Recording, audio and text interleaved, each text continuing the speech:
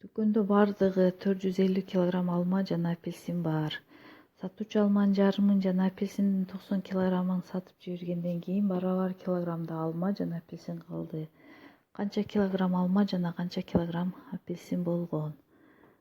Демек, алма жана апельсин макетин түзөбүз.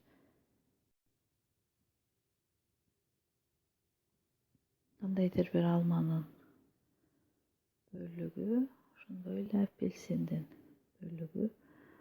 Булар бардыгы алма жана апельсин. 450 килограмм болгон. Сатуучу алманын жарымын сатып жибергенден кийин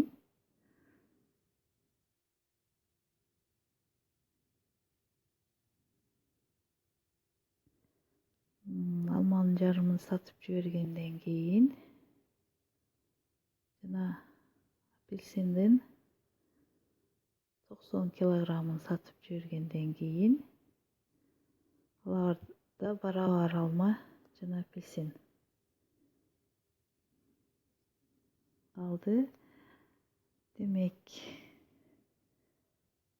бардыгы болуп 450 килограммдан 90-ду алсак, анда 360ды биз көрүп турган биринчи, экинчи, үчүнчү бөлүктөр, булар барабар бөлүктөр. Себеби алманын жарымы биринчи бөлүгү экинчи бөлүгүнө барабар. Ошондой эле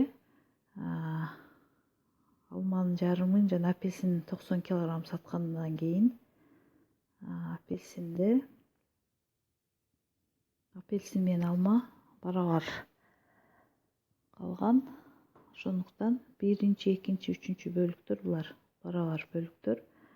Демек, 360ды 3кө бөлсөк, бул 120.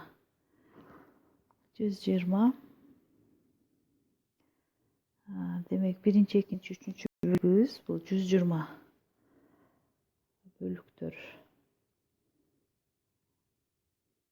120 килограмм түзөт, же болбосо. Демек, биринчи алма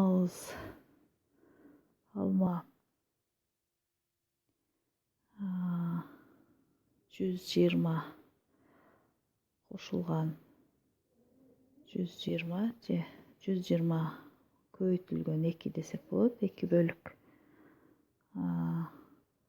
Бул 240 килограмм алма болгон.